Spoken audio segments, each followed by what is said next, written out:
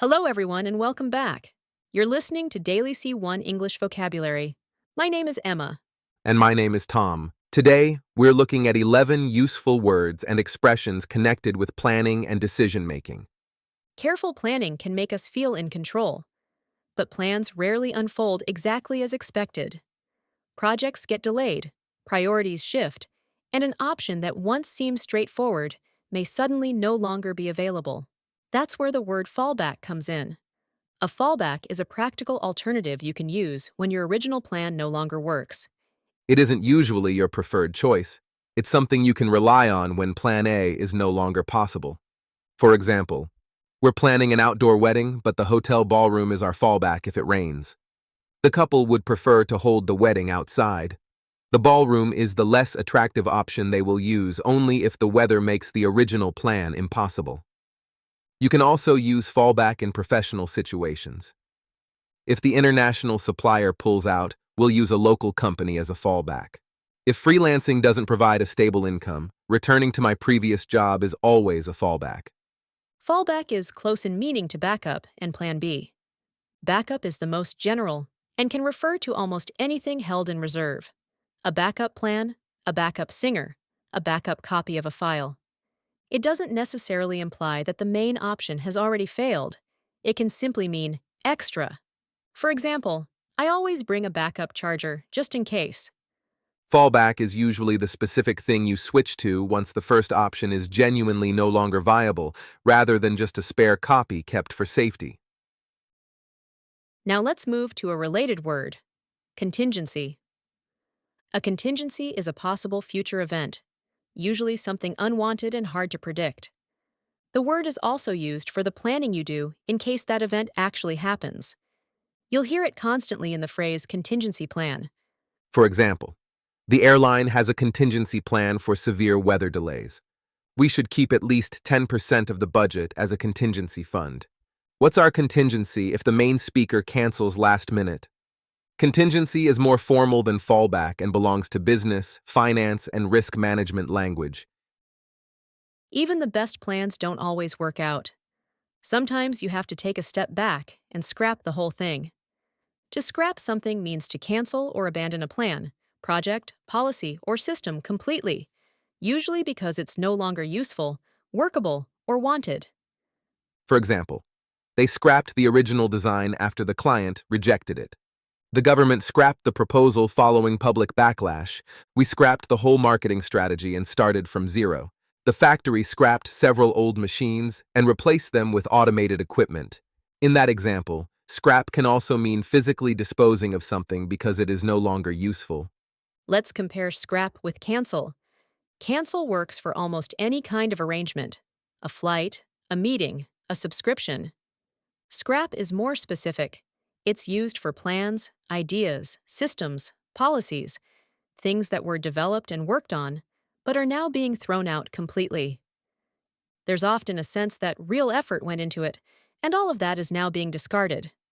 You wouldn't really say we scrapped the flight, or we scrapped the dentist appointment.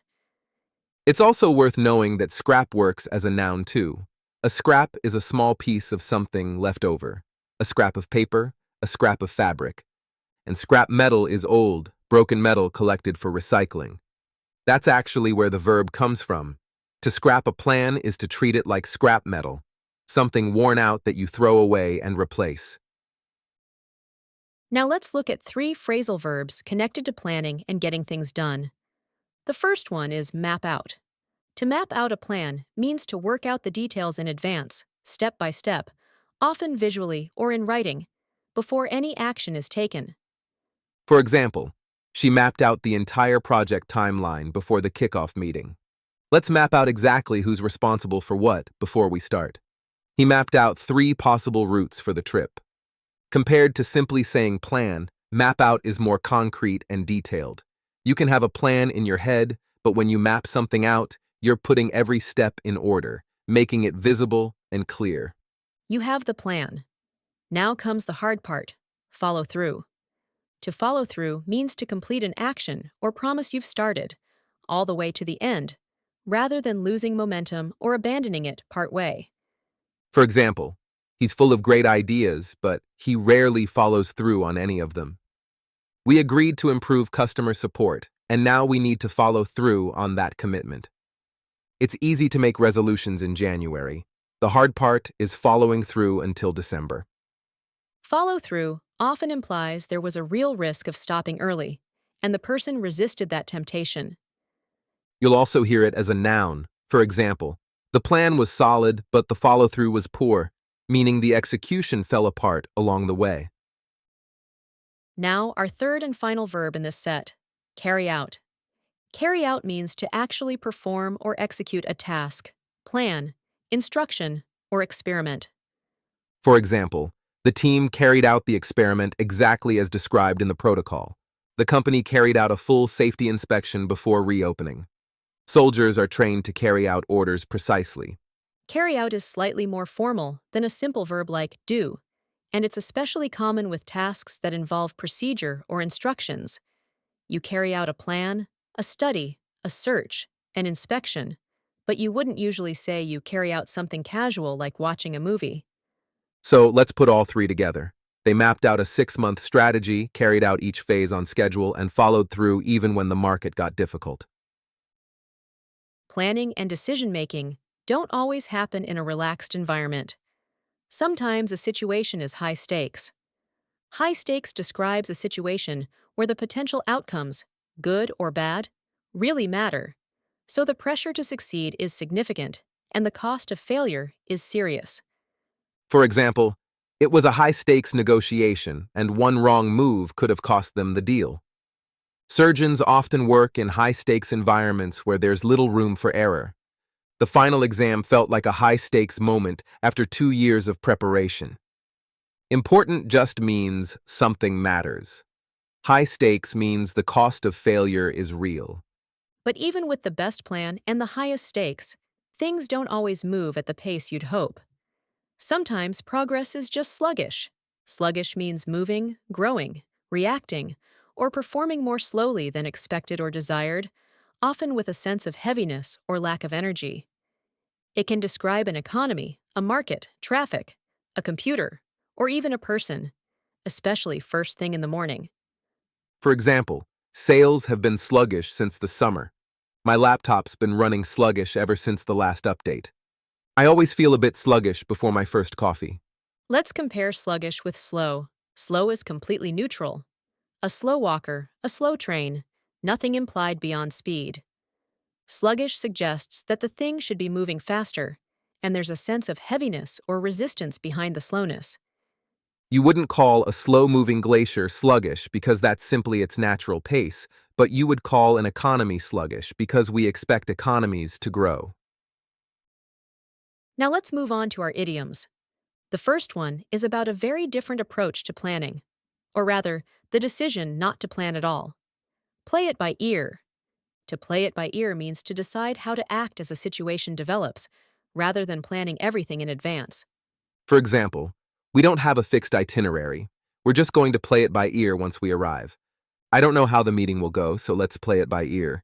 Nobody knew how the client would react, so the team decided to play it by ear. The phrase comes from musicians who perform without sheet music, relying on what they hear rather than a written score. Play it by ear is informal and works comfortably in both personal and professional contexts. Though in a very formal business report, you'd more likely say something like, "We will remain flexible and adapt as needed." Now, an idiom for a moment of major decision. At a crossroads. To be at a crossroads means you're at a point where an important choice must be made, often about the direction of your life, career, or an organization, and where different paths lead to very different outcomes.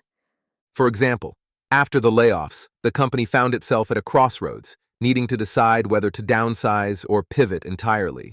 She was at a crossroads in her career, not sure whether to stay or try something completely different.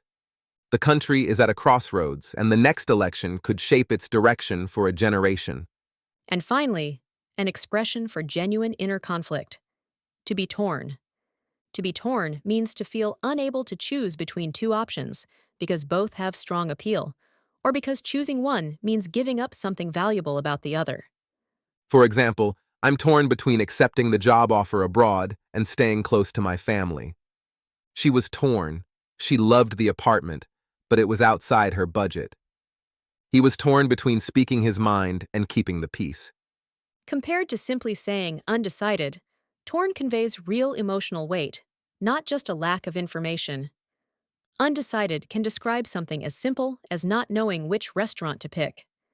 Torn suggests the choice hurts a little because both sides genuinely matter to you. It's often followed by between, and you'll also hear the stronger phrase torn apart, which suggests even more intense internal conflict. And that's all for today. 11 words and expressions to help you sound more natural and precise when talking about planning and decisions. From having a fallback ready and building in contingency for the unexpected to knowing when to scrap a plan that isn't working. From mapping out your strategy, carrying it out step by step, and following through to the very end, to navigating high-stakes situations without letting your energy turn sluggish. And when the plan inevitably changes, you can always play it by ear, even if that means standing at a crossroads, torn between two genuinely good options. Thank you so much for joining us today. Until next time.